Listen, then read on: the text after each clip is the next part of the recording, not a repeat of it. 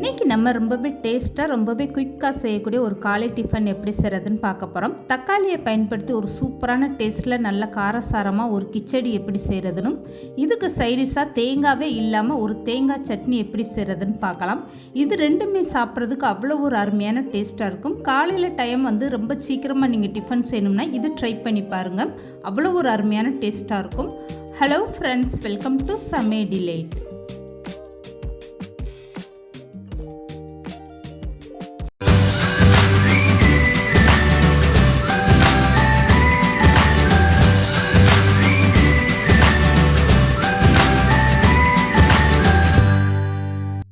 இப்போது தேங்காவே இல்லாமல் ஒரு சூப்பரான டேஸ்ட்டில் தேங்காய் சட்னி எப்படி செய்கிறதுன்னு பார்த்துடலாம். இதுக்காக ஒரு அகலமான பாத்திரம் எடுத்துக்கோங்க. இதில் 2 ஸ்பூன் அளவுக்கு சமையல் எண்ணெயும் 2 பெரிய வெங்காயம் இந்த மாதிரி நீளமாக கட் பண்ணிவிட்டு சேர்த்துக்கோங்க.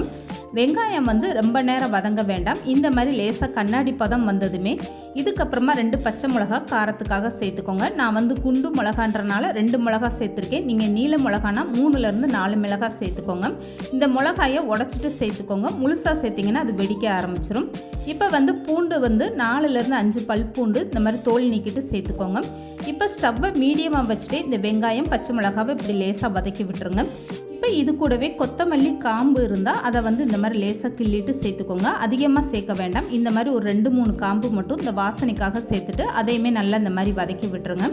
இப்போ வெங்காயம் பாருங்கள், இந்த மாதிரி ஒரு பக்குவத்தில் வந்ததுமே ஸ்டவ்வை ஆஃப் பண்ணிடுங்க. வெங்காயம் ரொம்ப வதக்கிட்டிங்கன்னா உங்களுக்கு தேங்காய் சட்னியோட கலர் மாறிடும். இப்போ ஸ்டவ்வை ஆஃப் பண்ணிவிட்டு இந்த நேரத்தில் நீங்கள் பொட்டுக்கடலை சேர்த்துக்கோங்க. 2 பெரிய வெங்காயத்துக்கு 5 ஸ்பூன் அளவுக்கு பொட்டுக்கடலை சேர்த்துக்கோங்க. இது கூடவே தேவையான அளவு உப்பும் சேர்த்துக்கோங்க. இதெல்லாம் சேர்த்துட்டு ஒரு மிக்ஸி ஜாரில் கொஞ்சமாக தண்ணி ஊற்றி நல்லா அரைச்சி எடுத்துக்கோங்க. சட்னி அரைக்கும் போது ரொம்ப வலுவலுன்னு அரைக்கக்கூடாது. கொஞ்சம் குருணையாக அரைச்சிக்கோங்க. அப்போ தான் தேங்காய் சட்னி சாப்பிட்றதுக்கு நல்லாயிருக்கும். இப்போ இந்த சட்னியை அரைச்சி எடுத்துகிட்டு வந்துடுங்க. இதுக்கப்புறமா சட்னியை தாளித்து விட்டுருங்க. இதுக்காக 1 ஸ்பூன் அளவுக்கு எண்ணெய் சேர்த்துக்கோங்க. இது கூடவே 1 ஸ்பூன் அளவுக்கு கடுகு உளுந்து சேர்த்துக்கோங்க. இப்போ இந்த கடுகு உளுந்து நல்லா பொரிஞ்சு வரட்டும். இதுக்கப்புறமா மற்ற பொருட்கள் எல்லாமே சேர்த்துக்கோங்க. இப்போ பாருங்கள், கடுகு உளுந்து நல்லாவே பொரிஞ்சு வாசனை வர ஆரம்பிச்சிருச்சு. ஒரு கொத்து கருவேப்பிலை, இது கூடவே 2 காஞ்ச மிளகாய் இந்த மாதிரி கிள்ளிட்டு சேர்த்துக்கோங்க. இது ரெண்டுமே நல்லா பொரிஞ்சு வந்ததும் ஸ்டவ்வை ஆஃப் பண்ணிவிட்டு அரைச்சி வச்சுருக்க சட்னியை அப்படியே நீங்கள் சேர்த்துக்கோங்க. இதுக்கப்புறம் நீங்கள் ஸ்டவ் ஆன் பண்ண வேண்டாம். இப்போ இந்த சட்னியை சேர்த்ததுக்கப்புறமா இது கூடவே மிக்ஸி ஜாரில் கொஞ்சமாக தண்ணி ஊற்றி கழுவிட்டு அந்த தண்ணியை நீங்கள் அப்படியே சேர்த்துக்கோங்க. சட்னி எந்த அளவுக்கு உங்களுக்கு தண்ணியாக வேணுமோ அதுக்கேற்ற மாதிரி நீங்கள் தண்ணி சேர்த்துட்டு நல்லா கலந்து கொடுத்துருங்க.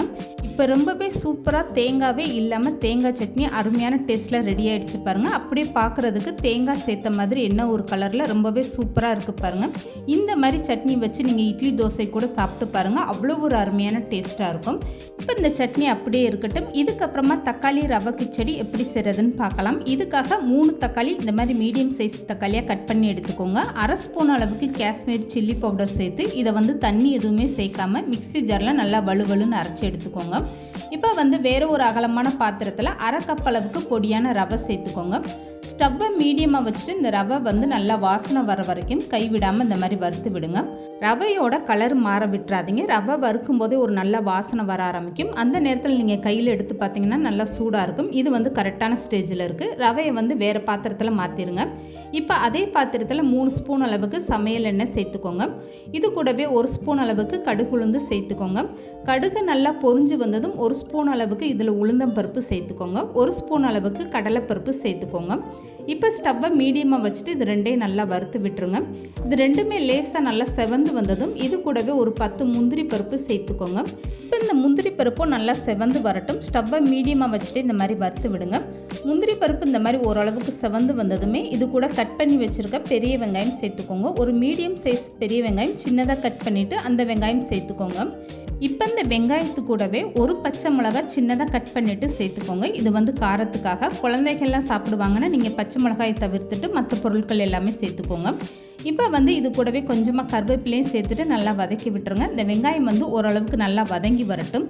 வெங்காயம் வதக்கும் போது ஸ்டவ்வை மீடியமாக வச்சுட்டு இந்த மாதிரி கைவிடாமல் வெங்காயத்தை நல்லா வதக்கி விடுங்க. வெங்காயம் கண்ணாடி பதம் வரணும், அது வரைக்குமே இந்த மாதிரி நல்லா வதக்கி விட்டுருங்க.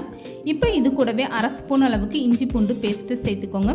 இஞ்சி பூண்டு சேர்த்ததுக்கப்புறம் லேசாக அந்த மாதிரி வதக்கி விடுங்க. உங்கள்கிட்ட இஞ்சி பூண்டு பேஸ்ட்டாக இல்லைன்னா நீங்கள் சின்னதாக கட் பண்ணிவிட்டு இஞ்சியும் பூண்டையும் 1 ஸ்பூன் அளவுக்கு சேர்த்துக்கோங்க. இப்போ இஞ்சி பூண்டு பேஸ்ட்டு சேர்த்து நல்லா வதக்கியாச்சு. இதுக்கப்புறமா கட் பண்ண வெஜிடபிள்ஸ் எல்லாமே சேர்த்துக்கோங்க. ஒரு முழு கேரட்டை இந்த மாதிரி பொடிசாக கட் பண்ணிவிட்டு சேர்த்துக்கோங்க. இது கூடவே ஒரு உருளைக்கிழங்கு அதையுமே பொடிசாக கட் பண்ணிவிட்டு சேர்த்துக்கோங்க. இப்போ வந்து 1/4 கப் அளவுக்கு பச்சை பட்டாணி அதையுமே சேர்த்துட்டு இந்த மாதிரி ஸ்டவ்வை மீடியமாக வச்சுட்டு நல்லா வதக்கி விடுங்க. இந்த வெஜிடபிள்ஸ்லாம் நல்லா வந்து வேகணும். 1 நிமிஷம் இந்த மாதிரி நீங்கள் வந்து எண்ணெயில் வதக்கி விட்டுருங்க. இதுக்கப்புறமா இந்த கிச்சடிக்கு தேவையான அளவு உப்பு சேர்த்துக்கோங்க. உப்பு சேர்த்து வதக்கும் போது உங்களுக்கு இந்த வெஜிடபிள்ஸ் எல்லாமே சீக்கிரமாகவே வெந்து வந்துடும். இப்போ வந்து இந்த வெஜிடபிள்ஸில் உப்பு சேர்த்ததுக்கப்புறம் ஒரு டைம் நல்லா இந்த மாதிரி கலந்து கொடுத்துருங்க. இதுக்கப்புறமா அரைச்சி எடுத்து வச்சுருக்க தக்காளி பேஸ்ட்டை நீங்கள் சேர்த்துக்கோங்க. 1/2 கப்பு ரவைக்கு நீங்கள் 3 தக்காளி மீடியம் சைஸ் தக்காளியாக எடுத்துக்கோங்க. தக்காளி எடுக்கும்போது நல்ல பழமாக சிவப்பான தக்காளியாக எடுத்துக்கோங்க. அது வந்து உங்களுக்கு நல்ல கிச்சடியில் ஒரு சிவப்பான கலர் கொடுக்கும். இப்போ வந்து அரைச்சி எடுத்த தக்காளி பேஸ்ட்டு சேர்த்துட்டு இந்த வெஜிடபிளோட நல்லா வதக்கி விடுங்க. இந்த தக்காளி வாசனையெல்லாம் போகணும். இந்த ரவா கிச்சடி செய்யும்போது தக்காளி வந்து நீங்கள் நாட்டு தக்காளி எடுக்காதீங்க. அது வந்து நல்ல கலரும் கொடுக்காது, உங்களுக்கு ரொம்ப புளிக்கவும் செய்யும். உருண்டை தக்காளியாக பார்த்து எடுத்துக்கோங்க.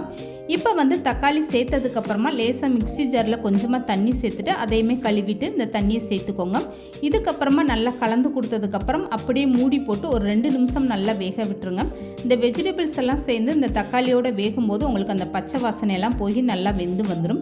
இப்போ 2 நிமிஷத்துக்கு அப்புறம் நான் மூடி ஓப்பன் பண்ணி கலந்து கொடுக்குறேன் பாருங்கள். தக்காளி வந்து நல்லா தண்ணியெல்லாம் வற்றிட்டு எந்தளவுக்கு நல்லா கெட்டியாயிடுச்சு பாருங்கள். இதுலேயே உங்களுக்கு வந்து வெஜிடபிள்ஸும் ஓரளவுக்கு நல்லா வெந்து வந்துடும். இதுக்கப்புறமா ரவைக்கு கலந்து வச்சுருக்க தண்ணி சேர்த்துக்கோங்க. எந்த கப்பில் 1/2 கப் அளவுக்கு நீங்கள் ரவை எடுத்தீங்களோ அதிலே 1/4 கப் அளவுக்கு தண்ணி சேர்த்துக்கோங்க. இப்போ இது கூடவே 1/4 ஸ்பூன் அளவுக்கு கறி மசாலா தூள் சேர்த்துக்கோங்க. இதெல்லாம் சேர்த்ததுக்கப்புறம் ஒரு டைம் நல்லா கலந்து கொடுத்துருங்க. இந்த நேரத்தில் உப்பு உரப்பு உங்கள் டேஸ்ட்டுக்கு ஏற்ற மாதிரி பார்த்துக்கோங்க. ஒருவேளை உரப்பு பத்தலைன்னா நீங்கள் கூடுதலாக தனி மிளகாய் தூள் சேர்த்துக்கோங்க. இப்போ ஒரு டைம் நல்லா கலந்து கொடுத்ததுக்கப்புறம் அப்படியே மூடி போட்டு இந்த தண்ணியை நல்லா கொதிக்க வச்சுருங்க. ஒரு கொதி வந்ததுக்கப்புறமா ரவையை இதில் சேர்த்துக்கோங்க. இப்போ வந்து மூடி போட்டு நல்லா கொதிச்சிருச்சு பாருங்கள். இந்த மாதிரி நல்லா வெஜிடபிள்ஸ்லாம் சேர்ந்து மலமலன்னு கொதி வரணும். இதுக்கப்புறம் ஸ்டவ்வை கம்ப்ளீட்டாக குறைச்சிருங்க. நல்லா குறைச்சதுக்கப்புறம் ஒரு டைம் கரண்டி வச்சு நல்லா கலந்து கொடுத்துருங்க. இப்போ வந்து வறுத்து எடுத்து வச்சுருக்க ரவையை அப்படியே சேர்த்துக்கோங்க. ரவை சேர்த்ததும் உடனே உங்களுக்கு கெட்டியாக ஆரம்பிக்கும். கைவிடாமல் இந்த மாதிரி நல்லா கெட்டிகள் எதுவுமே விழுகாத அளவுக்கு நல்லா கலந்து கொடுத்துட்டே இருங்க. ரவை சேர்த்ததுமே பாருங்கள் உடனே கொண்டு இந்த தண்ணியெல்லாம் இழுத்துட்டு எந்த அளவுக்கு நல்லா கெட்டியாக ஆரம்பிச்சிருச்சு பாருங்கள். இந்த மாதிரி நல்லா ஒரு டைம் கலந்து கொடுத்ததுக்கப்புறம் ஸ்டவ்வை கம்ப்ளீட்டாக குறைச்சிட்டு அப்படியே மூடி போட்டு வச்சுருங்க. மூடி போட்டு அப்படியே ஒரு 2 நிமிஷம் நீங்கள் வேக வச்சிங்கன்னா போதும். ரவையெல்லாம் சேர்ந்து நல்லா வெந்து வந்துடும். இப்போ 2 நிமிஷத்துக்கு அப்புறம் நான் மூடி ஓப்பன் பண்ணி காட்டுறேன் பாருங்கள். எந்த அளவுக்கு இந்த ரவை கிச்சடி ரொம்பவே சூப்பராக ரெடி ஆயிடுச்சு பாருங்கள்.